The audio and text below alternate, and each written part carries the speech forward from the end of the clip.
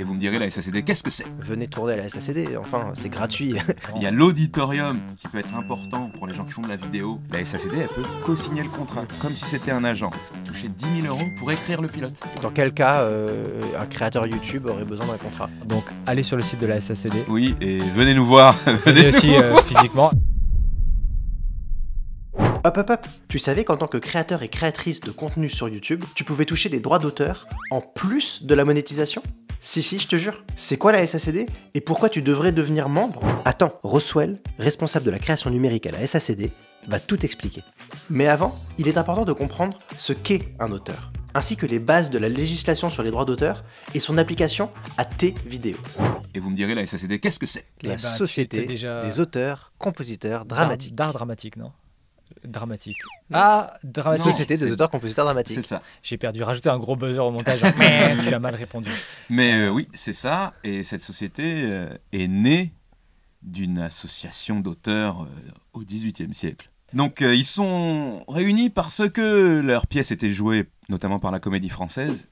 Et la Comédie Française touchait de l'argent sur ses représentations, mais pas les auteurs. Ils se sont dit, attends, j'ai quand même écrit le truc, moi, à la base. Dis donc, moi aussi je veux bien gagner un peu d'argent. Ouais, c'est ça. Ils disent, ils font tourner un chapeau, mais pas vu le chapeau. Jamais il est sur ma tête, quoi. Comment on fait? Et ils sont associés, notamment avec Beaumarchais, qui était celui un peu... l'auteur en place, ouais, du moment. Il avait quelques connexions... dans la bourgeoisie, la royauté, le tiers-état, non, je sais pas. Le beau gosse, non, mais c'était le beau gosse. Mais il était un peu plus en place, donc c'est lui qui a aidé les autres. C'était le Squeezie du moment, moment, un peu, ouais, voilà, exactement. Bien demande, c'est Squeezie, aujourd'hui on se trouve non pas sur... Donc il a aidé les autres. Vous demandez peut-être comment ils vont faire le rapport entre Beaumarchais, la Révolution française et YouTube. Ben voilà, on y arrive, parce que ces auteurs à l'époque qui faisaient leurs pièces de théâtre, bah aujourd'hui, ils sont peut-être créateurs sur les internets, comme on dit. Exactement. Donc, ça a commencé par le théâtre, et puis après, il y a un truc tout nouveau qui est arrivé des années, voire des siècles plus tard, le cinéma. Donc, ils se sont dit, qu'est-ce que c'est que ce nouveau truc sur un écran et tout, mais c'est venu à la SACD aussi. Puis après, un autre écran, mais plus petit, dans les foyers, la télévision. Ils se sont dit, mais qu'est-ce que c'est que ce nouveau truc? Mais ce sont des auteurs aussi, venez. Bah oui. Et ensuite, on passe le Minitel. Et pourtant, fierté française. Et ensuite, il y a eu YouTube, Dailymotion, YouTube et tout. On s'est dit, mais qu'est-ce que c'est que ce nouveau truc? Ce sont des auteurs aussi. Venez. Tout ce qui est storytelling, quoi. Voilà. Tout ce qui est... Et alors, du coup, tu parles pas de radio ni de podcast? Parce qu'ici, ils sont Il y a quand même à la SACD. Ouais. C'est pas à la SACEM, ça? Non, ça dépend. La SACEM s'occupe essentiellement de la musique. Ouais. Ils ont les éditeurs et les auteurs. À la SACD, il n'y a que les auteurs, déjà. Donc, il n'y a pas de producteur, pas d'éditeur, il n'y a pas de Gaumont, pas de Capa, ni rien. Alors, moi, j'ai deux questions. C'est qu'est-ce qu'un auteur? C'est-à-dire qu'on parle d'écriture, mais tu as aussi parlé de réalisateur. Ouais. Est-ce qu'un monteur est considéré comme un auteur? En fait, il y a le côté pourquoi c'est beaucoup scénariste et réalisateur, parce que, en gros, le scénario, c'est la base du travail sur lequel tout le monde va travailler. Et la réalisation, c'est la base de la mise en scène. Tout est en bonne entente entre les auteurs. Bien sûr. Techniquement, si les gens qui ont une chaîne YouTube et qu'ils disent que le monteur a un travail aussi important que le réal, ils peuvent le mettre en tant que co-réal s'ils veulent. Ça, c'est les auteurs qui choisissent entre eux. Pour l'instant, si je suis monteur sur une chaîne YouTube, je peux pas aujourd'hui toucher les droits d'auteur là-dessus. Okay. Et ma deuxième question, c'était... je vais prendre l'exemple de Lena Situation. Donc déjà, est-ce qu'un vlog peut avoir des droits d'auteur, parce que c'est pas quelque chose qui a été écrit ça dépend pour en parler. Et voilà. Mais et donc, techniquement, oui, un vlog peut avoir des droits d'auteur, tout à fait. Parce que je prends Lena, elle va avoir un storytelling hyper construit avec l'arche narrative, avec les actes 1, 2, 3, enfin vraiment comme un scénario à proprement parler. Écrit. Mais donc c'est ça, c'est donc être auteur ne veut pas forcément dire écrire. C'est-à-dire que ça peut être raconter. Oui, tout à fait. Ouais. Oui, c'est cette idée que vous n'avez pas besoin d'avoir rédigé sur 2 pages pour expliquer votre vlog, la vidéo, l'œuvre en soi se suffit en fait. Voilà. D'ailleurs, sinon, il y a une partie des humoristes qu'on ne pourrait pas prendre non plus. Ouais. On a des micro-trottoirs, les gens me demandaient, les micro-trottoirs, si c'était à la SACD. Souvent, quand on fait de la création sur Internet, on se pose des questions de légitimité. On dit micro-trottoir. Je dis, mais en fait, Jean-Yves l'a fait, s'il faisait la même chose. Une des premières choses qu'on fait, c'est en contacter pour leur dire qu'ils peuvent toucher des droits et adhérer à la SACD avec les vidéos qu'ils ont sur YouTube. Ouais, ça, comprenez bien que ces droits d'auteur, c'est en plus de la monétisation YouTube et de n'importe quel argent que vous avez touché en sponsor ou en partenariat ou autre. C'est vraiment de l'argent en plus, quoi. C'est fou, non? De l'argent que tu ne savais même pas qu'il t'était dû. Ta thune à toi, de la moula gratuite. Mais donc, qu'est-ce que c'est en fait un droit d'auteur? Définissons-le quand même. Le droit d'auteur est une protection légale qui donne au créateur d'une œuvre le droit exclusif de reproduire, de distribuer et d'afficher cette œuvre. Ça s'applique à un large éventail d'œuvres, y compris la musique, les vidéos et le contenu écrit. Lorsque tu uploads une vidéo sur YouTube, tu bénéficies automatiquement d'un droit d'auteur pour cette vidéo. Tu cèdes tes droits à YouTube, qui peut donc reproduire, distribuer et afficher ton œuvre. Et c'est pour ça que la SACD et YouTube ont passé un deal. YouTube paye la SACD et la SACD te reverse la somme qui t'est due. Ils sont plutôt cool à la SACD, non? Mais attends, c'est pas fini. Ils font plein d'autres trucs pour toi. Écoute bien. Et après, on t'explique ce que tu peux et ne peux pas faire avec une œuvre qui est protégée par les droits d'auteur. Aujourd'hui, ce que je publie ne va pas rapporter beaucoup de droits d'auteur, j'ai pas envie, mais alors, est-ce qu'il y a d'autres intérêts à être membre de la SACD? La SACD va chercher l'argent pour ses auteurs chez TF1, chez Netflix, chez YouTube, chez France Inter et tout, et le répartit ensuite. Mais on sait aussi que dans la vie d'un auteur, il y a d'autres choses sur lesquelles il peut buter, ou ça peut être compliqué, ou qui peuvent en tout cas empêcher son pouvoir créatif, et on essaye d'aider sur le plus d'étapes possible. Ce que vous pouvez faire avant d'aller voir un producteur, par exemple, c'est de faire un e-dépôt. Ouais. Qui est, je pense, c'est 15 € pour 5 ans, mais ça peut calmer les producteurs les plus téméraires quand vous envoyez votre pitch de court-métrage ou de n'importe quel autre type d'œuvre en écrivant numéro de dépôt SACD. Ça veut dire genre, ouais, ne la fais pas, je sérieux, sais. Quoi. Je sais, ouais. Je suis dans le game, quoi. Donc ça, c'est la première étape.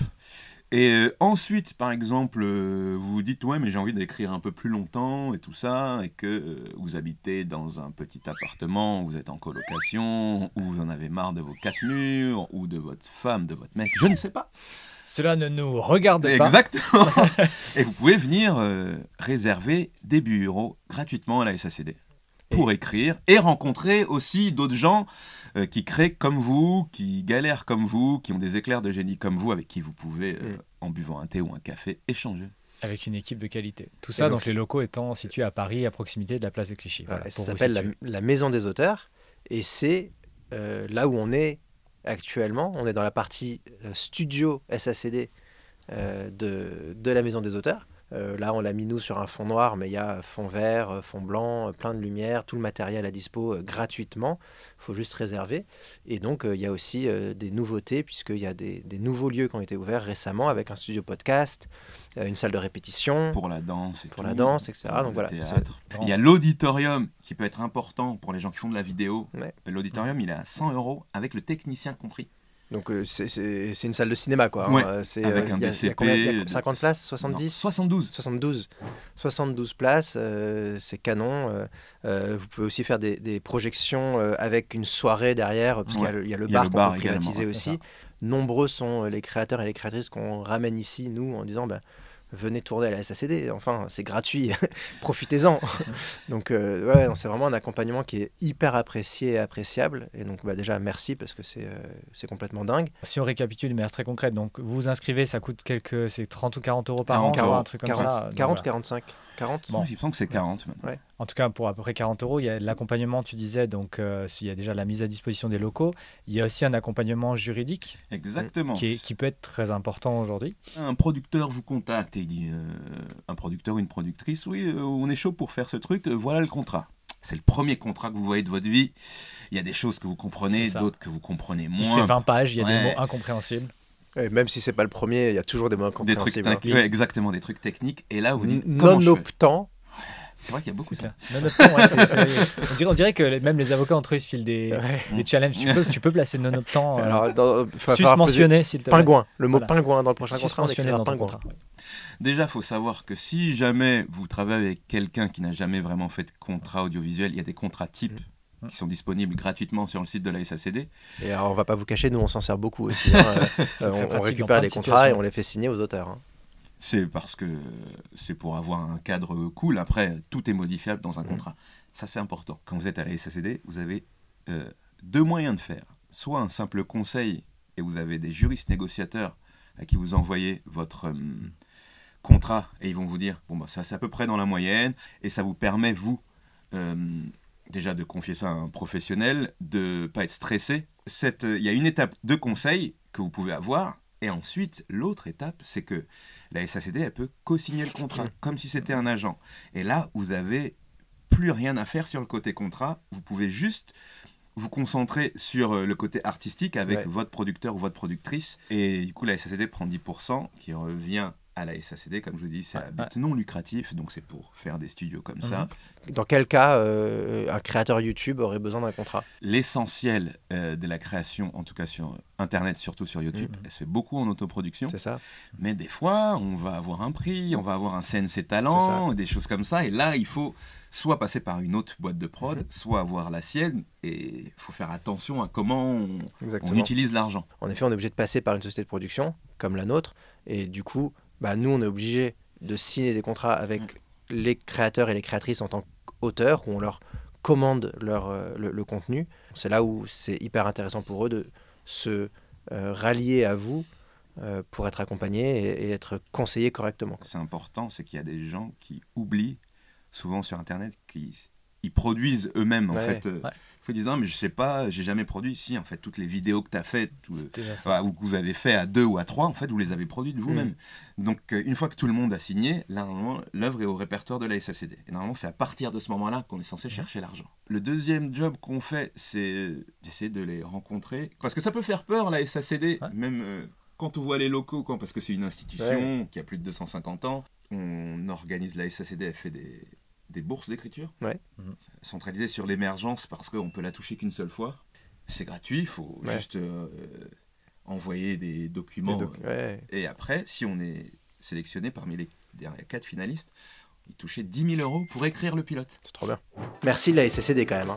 Non mais sérieusement, t'imagines toute cette aide précieuse? Bon, avant de t'expliquer comment devenir membre, voyons ce que les droits d'auteur ont comme impact dans ta propre création. Ce n'est pas parce que tu détiens les droits d'auteur de ta propre vidéo que tu peux utiliser une autre œuvre protégée par des droits d'auteur. Par exemple, si tu utilises une chanson dans ta vidéo dont tu n'as pas les droits, tu enfreins les droits d'auteur de quelqu'un d'autre. Pour éviter toute violation du droit d'auteur, tu peux utiliser de la musique libre de droit ou créer ta propre musique si tu as ce talent. Tu peux également utiliser du matériel sous licence Creative Commons, qui permet certaines utilisations de l'œuvre avec une attribution appropriée. Aujourd'hui, on est dans une ère où les auteurs et créateurs du numérique ont une utilisation d'œuvres sur lesquelles ils n'ont pas les droits qui est commun et qui est normal. Comment aujourd'hui on arrive à trouver un équilibre entre ça permet de la création complètement dingue, c'est-à-dire que YouTube n'existerait pas s'il n'y avait pas cette utilisation qui n'est pas tout à fait légale, et réussir à protéger les auteurs. Généralement, c'est le producteur qui s'occupe de tout ça, en fait. Toutes ces questions-là, c'est pour le producteur. Venez nous voir. Voilà, l'ouverture, du coup, venez nous voir. Chris et moi, on sera ravis de vous accompagner. Un autre aspect important du droit d'auteur sur YouTube, c'est le concept de fair use ou utilisation équitable. Le fair use est une doctrine de la loi américaine qui autorise une utilisation limitée de matériel protégé par le droit d'auteur, sans autorisation, à certaines fins, telles que la critique, les commentaires, les reportages, l'enseignement, l'érudition ou la recherche. Mais faisons simple, en France, le fair use n'existe pas. Il existe un droit de citation qui permet d'illustrer notre propos dans une vidéo à caractère critique, informative, éducationnelle, vulgarisation, etc. Tant qu'il s'agit d'un extrait court de l'œuvre protégée, donc tu peux pas utiliser 1 heure de Star Wars, et tant que l'extrait est une partie courte dans ton œuvre. Donc tu ne peux pas faire une critique de 5 minutes de Star Wars et ne montrer que des images de Star Wars. Cependant, ce droit de citation dépend fortement des circonstances spécifiques et peut être difficile à prévoir. Dans tous les cas, il faut bien identifier la source de l'œuvre protégée qu'on cite et illustre. En plus des lois sur le droit d'auteur, YouTube a également son propre ensemble de directives et de politiques communautaires que tu as acceptées en créant ta chaîne. Ces consignes interdisent certains types de contenus, tels que les discours de haine, la violence et les contenus sexuellement explicites. Si ta vidéo ne respecte pas ces consignes, elle peut être supprimée ou ton compte peut même être suspendu. Ça serait dommage quand même. Alors maintenant que tu sais tout ça, t'as envie de devenir membre de la SACD, non? Eh ben, voici comment. Trop bien. Donc du coup, quand on est créateur et créatrice, qu'on fait du YouTube, du podcast, du stand-up, on est auteur et on peut être membre de la SACD. Comment on devient membre de la SACD? Techniquement, il faut avoir une œuvre qui soit publiée, qui soit offerte au public. Donc ça peut être... C'est jouable, ça va. Ouais, Ça peut être lors de, je sais pas, de festivals. Ça peut être quand elle est à la télé. Ça une peut mise être en ligne sur YouTube. Exactement, mais public. Ouais. Donc les liens privés, non, parce qu'il y en a qui Qui mettent essayent avec des liens privés. Ah, Ouais. on vous voit les petits malins Il faut qui que ont ce mis soit une juste vidéo publié. d'anniversaire. Et pour adhérer, il y a pas. En fait, il y a deux choses différentes. C'est que pour adhérer, il faut avoir une œuvre publique. Et après, pour toucher des droits, c'est autre chose. Mais on n'a pas besoin de. Je prends un exemple de Vimeo qui n'a pas de contrat avec la SACD. D'accord. Donc, on ne peut pas toucher des droits dessus. Mais l'œuvre est quand même publiée. On peut adhérer avec notre court-métrage qu'on a mis sur Vimeo. Et après, devenir sociétaire, donc littéralement mon patron. Ross, en guise de conclusion pour celles et ceux qui nous écoutent, qui veulent venir, donc allez sur le site de la SACD. Oui, et venez nous voir. Venez aussi physiquement. Alors, on peut peut-être envoyer un petit mail avant, parce que si vous débarquez... Alors vous oui, non, dites, déjà, c'est vrai que donc, si vous avez des vidéos qui sont publiées sur YouTube, vous pouvez adhérer. Tout se fait en ligne maintenant. Si vous avez des questions, vous pouvez nous contacter, parce que je suis quelqu'un d'équipe tout le temps. Donc c'est webcreation@sacd.fr. Merci Ross pour ton temps, je pense que c'est un peu plus clair. De toute façon, il y aura tes coordonnées en description et puis sacd.fr, Google est votre ami aussi. Si tu as des questions ou des préoccupations concernant les droits d'auteur sur YouTube, dis-nous dans les commentaires et on sera ravis d'y répondre ou de demander à Roswell d'y répondre lui-même. Et si tout ça t'a retourné la tête, n'hésite pas à regarder cette vidéo sur le burn-out des créateurs et des créatrices. Ça devrait t'aider. Merci à Roswell d'avoir répondu à nos questions. On lui en a posé plein d'autres qui n'ont pas trouvé leur place dans cette vidéo. Alors, on t'invite à aller écouter la version longue en podcast que tu peux trouver sur toutes les plateformes sous le nom de Crée, Publie, Recommence.